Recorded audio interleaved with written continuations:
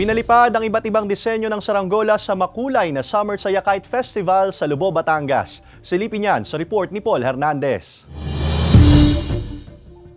Dayo tayo sa Lubao, Batangas. Bukod sa pamoso nilang malinis na dagat, pihadong hindi kaiiwan sa ere ng mga naglalakihang saranggola rito na para bang isinasayaw ng ihip ng hangin sa himpapawid. Nariyang may hugis tutubi at higanteng paru-paro. Paandar sa disenyo ang mga lumahok sa kanilang kauna-unahang kite festival. Around 42 kites in different categories. We have 4 categories: flat or traditional kites for Loboans. We have the open 3D for Loboans as well.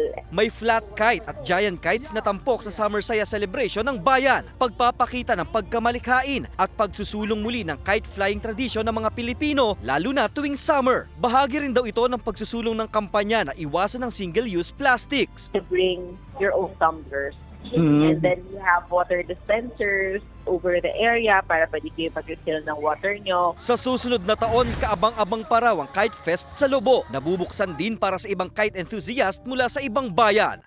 Paul Hernandez, Balitang Southern Tagalog.